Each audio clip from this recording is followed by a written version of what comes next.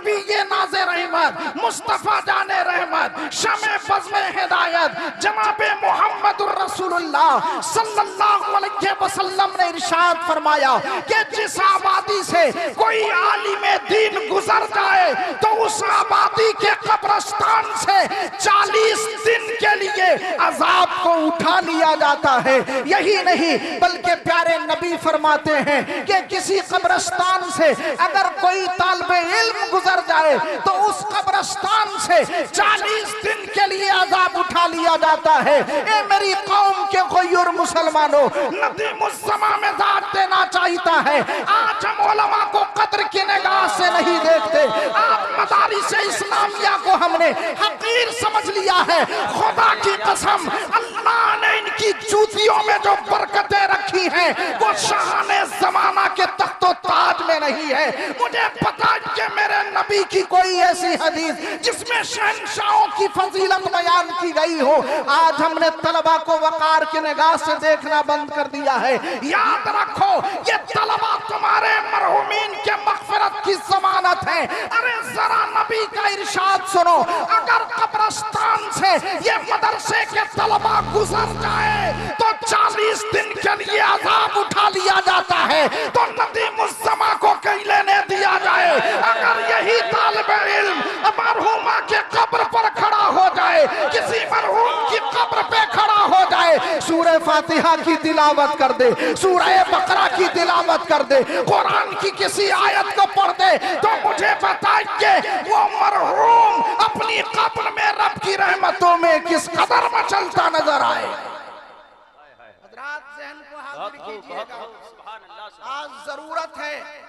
आज हम इस कदर पस्ती की तरफ जा रहे हैं, जमाने में ठुकराए जा रहे हैं। आप जानते हैं इसकी वाहिद वजह यह है कि आज हमने अपने इमामों की कदर करना छोड़ दिया है। आज दीन के सिपाहियों की कदर करना छोड़ दिया है। आज मदारिस इस्लामिया के तलबा को हमने एहतराम के निगाहों से देखना छोड़ दिया है। खुदा की कसम, ये वो तलबा हैं कि जब चलते हैं तो अल्लाह की रहमत के फरिश्ते उनके कदमों के नीचे अपने पर को बिछाया करते हैं। हज़रात, कुरान बोल रहा है, वल्लज़ीना जाऊ मिन बादिहिम, जो लोग बाद में आए वो कहते हैं, क्या कहते हैं?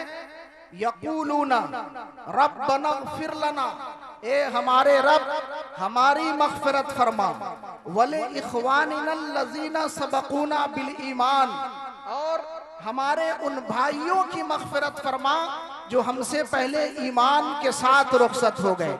ज़हन हाजिर है? जरा मचल के बोल दीजिए एक मर्तबा सुभान अल्लाह, इस यकीन के साथ कि आज हम अल्लामा रोशन ज़मीर की वालिदा के चहल्लुम में बैठे हैं, उनके इसाले सवाब के लिए सुभान अल्लाह कह रहे हैं। जब कोई हमारी मजलिस चहल्लुम में बैठेगा तो वो भी मेरे लिए सुभान अल्लाह कहेगा।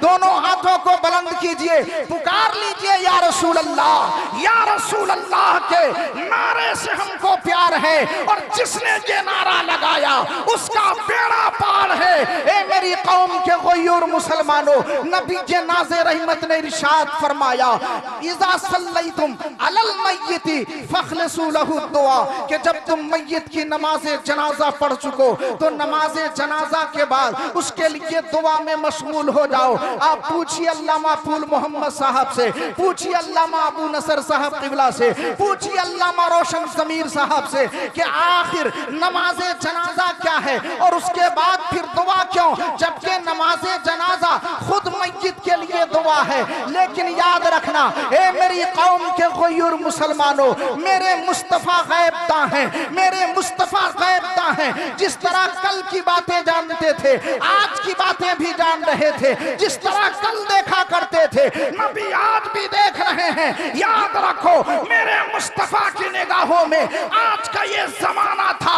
मेरे नबी देख रहे थे कि एक जमाना ऐसा आएगा कि मुसलमानों का दिल इतना सख्त हो जाएगा कि वो कब्र के पास खड़ा होगा, लेकिन लेकिन उसकी जबान पर सियासत की बातें होंगी। वो कब्रिस्तान में खड़ा होगा, लहबो लईब की बातें कर रहा होगा। वो कब्रिस्तान में खड़ा होगा, मय्यत को कब्र में उतार रहा होगा। इसके बावजूद उसकी जबान पर हंसी और ठट्ठे होंगे। ए मेरी कौम के गयूर मुसलमानों, क्या आज आप अपने कब्रिस्तान में इन मामलात को नहीं देखते हैं? यकीनन देखते होंगे। लोग मस्जिद को उतार रहे होते हैं, कोई सियासत की बात कर रहा होता है, कोई दुनियादारी की बात कर रहा होता है, कोई जमाने की बातें कर रहा होता है, कोई जर्मन और जापान की खबरें दे रहा होता है, कोई ना जाने क्या क्या बोल रहा होता है।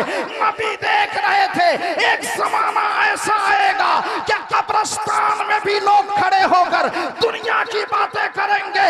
नबी ने मिजाज दे दिया, इज़ा सल्लैतुम अलल मय्यिति फखलसू लहु दुआ। ए मोमिनो, जब तुम मय्यित की नमाज़े जनाजा पढ़ लो तो उनके लिए दुआ में मशगूल हो जाओ। दुआ के बाद दुआ का मिजाज मेरे मुस्तफा ने देकर बता दिया। सुनो, मरहूमीन के लिए चाहे तुम चहारुम में दुआ करो, चाहे तुम 10वां में दुआ करो, चाहे तुम 20वां में दुआ करो, चाहे तुम चहल्लुम में दुआ करो, चाहे तुम परसी में दुआ करो, और सिर्फ हक यहीं तक खत्म नहीं हो जाता। नबी का इरशाद मुतलक बता रहा है कि जब तक तुम जिंदा हो दुआ का हक बाकी है और तुम अपने मरहूमीन के लिए दुआ करते रहो। और जब नबी ने दुआ का मिजाज दिया तो हमें ये अकीदा मिल गया कि जब हम अपने मरहूमीन के लिए दुआए मग़फ़िरत करते हैं, इसाले सवाब की महफिल सजाते हैं, तो इसका सवाब यकीनन उन्हें पहुंचता है। जब उनके गदा भर देते हैं शाहने जमाना की झोली, जब उनके गदा भर देते हैं शाहने जमाना की झोली। मोहताज का जब ये आलम है, मुख्तार का आलम क्या होगा?